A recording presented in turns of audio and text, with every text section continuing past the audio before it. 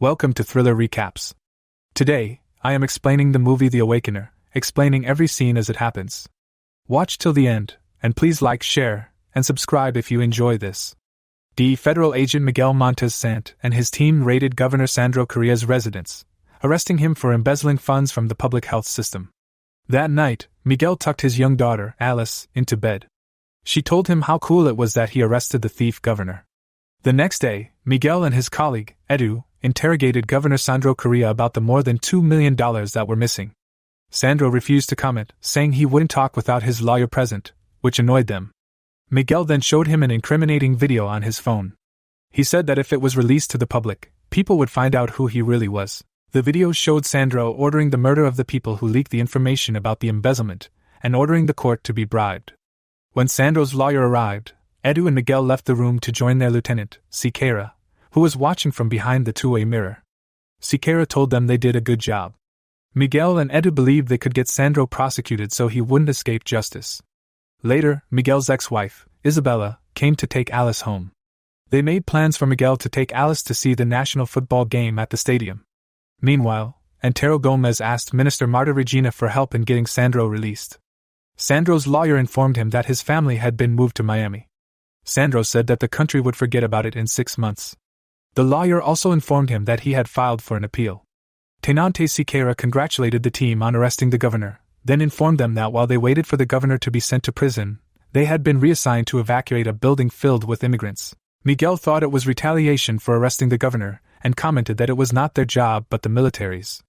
Siqueira told everyone that if they had an issue with it, they should come to his office to report it, which shut Miguel up. During the evacuation, Edu told Miguel to go to the match, assuring him that they would handle everything so he wouldn't arrive late. Miguel met up with Isabella and Alice, who were anxiously waiting for him. He gave Alice a national jersey with her name branded on it, and they hurried to get a taxi. On their way to the stadium, they got held up by traffic, so Miguel decided they should walk the remaining distance. While they were walking, Alice was shot from behind. Miguel rushed her to the hospital, but she died from bleeding out after not being properly attended to. Isabella rushed to the hospital and was devastated by their daughter's death. Miguel tried to console her. Meanwhile, Sandro was released from custody. Edu informed Miguel that he had tried to trace where the gunshot came from and the bullet but was unable to. Miguel told him that the bullet didn't kill her, but that she wasn't properly taken care of. Edu suggested that Miguel needed time off work to grieve. Miguel plugged in an earpiece to listen to songs on Alice's iPod. While on a run, he reminisced about the time he spent with his daughter until her death. During a press conference, Sandro claimed to be innocent of all charges, accusing the opposition party of scheming against him. He also accused them of being responsible for the incriminating videos circulating among the general public. He stated that he took public health as a priority, as it had been part of his mandate, and he declared his interest in running for president. Miguel watched the report on live news while in the midst of a demonstration that had broken out against Sandro's release. He headed to the location of the press conference, which had many protesters in front, with some police officers creating a barrier. Miguel got in front of the police officers with the intention of going inside, but this got him punched. Seeing this, some protesters started a brawl with the police. Among them was a lady named Nina Souza, who recorded the incident with her phone. When tear gas was released on the protesters, Miguel picked up a mask from the floor. He took advantage of the brawl to make his way into the building by climbing.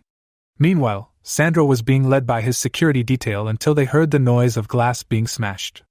They kept Sandro inside an office as they waited for the intruder. Miguel killed all the security men and then punched Sandro to death, ignoring his pleas to pay him handsomely to spare his life. The next day, the DE scrambled to identify the masked man. Some protesters were arrested, including Nina, who recognized Miguel. He picked her for interrogation and asked why she joined the demonstration.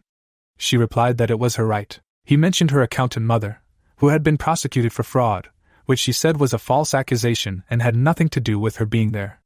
She wrote something on his notepad, saying that the video was on her phone, which had been confiscated. She gave him her password to check the video and struck a deal with him to let her leave.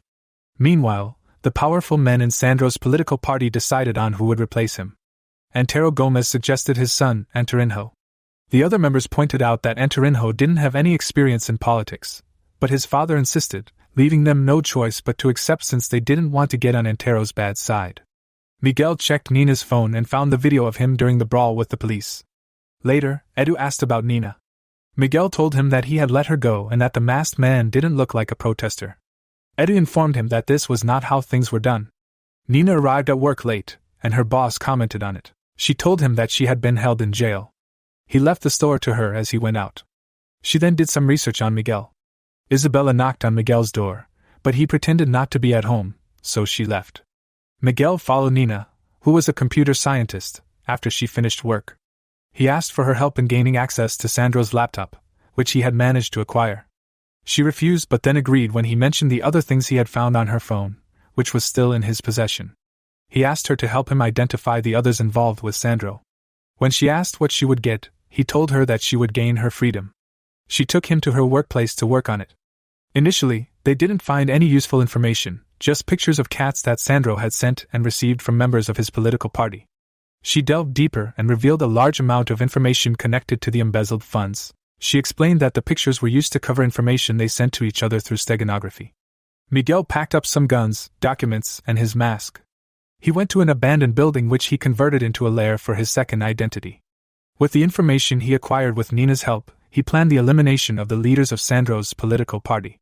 He suited up and went out to start taking them out, starting with Mayor Erico Perez, whom he threw off the 4th floor of the city hall just as Perez's secretary was exiting the building. He proceeded to kill 3 more men, and their deaths were reported in the news, causing unrest among the general public. Siqueira mounted pressure on the agents to do their best in fishing out the assassin. Miguel visited Nina's comic store with her boss present, so they had to talk in code. Miguel asked for her help to find the ringleader of Sandro's political party. She told him that she understood what he had been through after losing his daughter, but what he was doing was wrong and that there were other means to seek justice. Not interested in what she had to say, he used her phone as leverage against her, so she had no choice but to accept. Late at work, Edu expressed his disbelief to Miguel about the assassin who killed 5 men but couldn't be found. He thought the assassin was a cop because of his skills. Miguel convinced him to retire for the night so they could continue the investigation tomorrow, which he agreed to. Nina visited her mom Teresa in prison. She promised to get her out of prison, but her mom told her that there was nothing they could do. Nina helped Miguel get the floor plan of a high-rise building where Minister Marta and Antero Gomes would be having a business dinner. Edu realized who the Awakener's next victim was, so he called Miguel to inform him as he headed there. Meanwhile, Miguel got into the building as Nina hacked into the building's surveillance system to give him directions. She informed him of Gomez's arrival and also Minister Marta's arrival after him. Minister Marta met up with Gomes, who offered her a suitcase full of money to handle the Attorney General, who was running a program that could bring them down. Edu arrived at the building, knowing that Marta was the target. He tried to reach Miguel but kept getting Miguel's voicemail, so he headed into the building.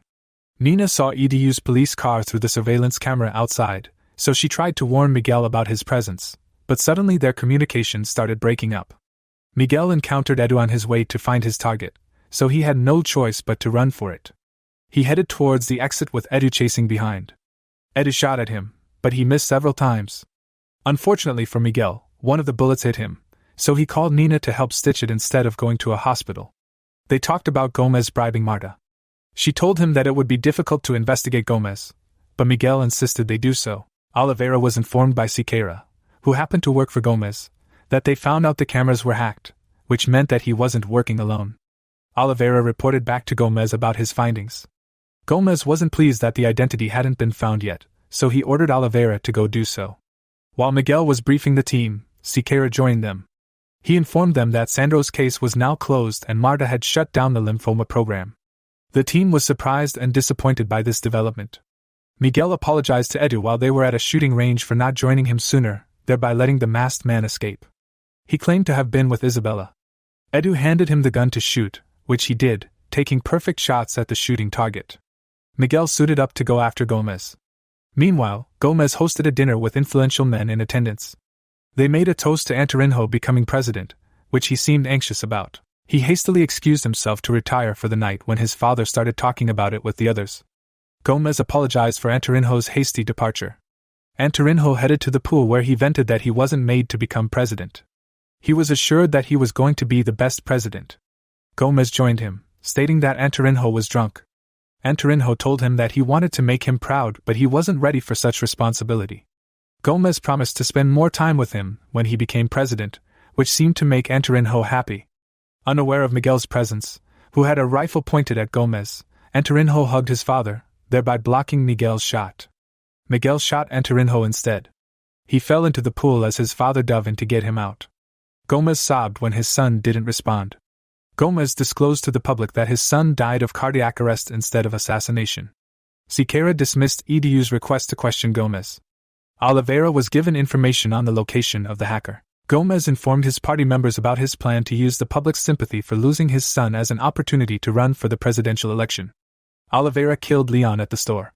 Gomes announced his interest in running for president to the general public. This infuriated Miguel, who watched the news. Nina got to the store to find Leon dead. She ran out into the street, unaware that Oliveira was watching and following her as she made her way to Miguel's hideout. Edu asked Isabella about Miguel. He was told that she hadn't seen or heard from him for a while, which was contrary to what Miguel had told him. Nina got to the hideout to warn Miguel, who told her to leave the place. Just then, some men opened fire on them. Nina ran away while Miguel shot back at them, killing them aside from Oliveira. Oliveira captured Nina as she tried to make her escape, using her to force Miguel to assassinate Senator Julia Machado, Gomes' opponent at the presidential debate. Miguel agreed, having no choice. D flooded Miguel's hideout, now a crime scene. Edu found Alice's iPod there and realized that Miguel was the Awakener. He brought Isabella in for questioning, giving her the iPod, which surprised her. He told her that he thought Miguel was the Awakener, shocking her. On the day of the presidential debate, D flooded the studio where it would be held in anticipation of Miguel. Miguel got into the building, knocking all agents in his path unconscious. Senator Julia Machado was picked first to ask Gomes a question. She asked him about his involvement with the men that the Awakener had killed, since his company had funded their campaigns. He claimed to have also been deceived by them. She accused him of covering up the real cause of his son's death, which had been assassination, stating that he must have been the target. This statement started a war of words between the two candidates. Edu spotted Miguel getting ready to shoot someone else, and launched himself at him. He told Miguel to remove his mask, knowing it was him, which Miguel did. They argued as Edu told Miguel that he didn't have the right to seek justice himself, but Miguel was adamant about it. Miguel shot Julia, which Oliveira witnessed from somewhere in the studio. He went for his phone to confirm, but Nina stabbed him with a broken light bulb. They struggled for his gun, but he ended up getting shot and died on the spot. Nina made her escape. Miguel was taken into custody by the DA. His identity as the Awakener was mentioned in the news. Because he shot Julia, the public started questioning her involvement with the other people Miguel had killed, who were believed to be corrupt. This caused her popularity to drop, while Antero was leading in the polls. Nina went to her mom's prison, but she didn't enter for fear of being caught. Her mom waited for her until visiting hours ended. Isabella visited Miguel with Edu's help. She talked to him, showing her disappointment for his actions, but he chose silence instead. On her way out, she told him that she was glad their daughter wasn't there to see what he had turned into. The election commenced with Julia leading by 1%, though 7 states were yet to cast their votes. Much later, Gomes emerged as the winner of the presidential election, and his allies jubilated. From his cell, Miguel watched the news and saw Gomes give his speech. Then, one of his colleagues came and told him that he was being sentenced. The colleague took him away from his cell. He was taken to the interrogation room where Siqueira was already present. Miguel was punched until he bled by his colleague, who was working with Siqueira. Siqueira had revealed that he was under Gomes' paycheck. Miguel showed nothing but disgust for him. Siqueira ordered his lackey to finish Miguel off as he left. The lackey killed another agent present in the room, planning to frame Miguel for it before killing him. But Miguel attacked him. He used his handcuff to strangle him to death, then he took weapons from the agency and armed himself. He suited up and took one of the agency's vehicles as he drove away. He headed to find Gomes. He saw a vision of Alice in the back seat, asking him if they could go home. He replied that they would soon. Edu was brought to the interrogation room to see the dead agents. He realized that Miguel was going after Gomes. Meanwhile, Miguel gunned down all the security men on his path to locating Gomes. Gomes heard the gunshots outside the door to his office, so he sent someone to lock it up. However, the person got a bullet hole through his chest from Miguel's shotgun. Gomes grabbed his gun from his desk and fired at Miguel until the bullets ran out. But it didn't stop Miguel, who kept striding towards him. Gomes tried to stall for time by talking to Miguel while he tried to reload his gun, but he wasn't fast enough. Miguel shot him in the head. The other remaining security men arrived just then, pointing their guns at Miguel. Discreetly, he removed a detonator from his pocket and activated the bomb in the vehicle he came with, leading to an explosion that sent the building crumbling. Edu saw the explosion from the bridge on his way to find Miguel, so he parked and watched the building go up in flames, knowing that Miguel was in there. Isabella was shocked as she watched the news as well. Senator Julia stopped her car to watch the destruction. Nina had a smile on her face as she watched the news in the street. Miguel's mask was found among the wreckage. Much later, Miguel was seen shooting at an unseen target from a roof. Subscribe for more daily videos. Your support, likes, shares, and subscriptions mean a lot. See you in the next video.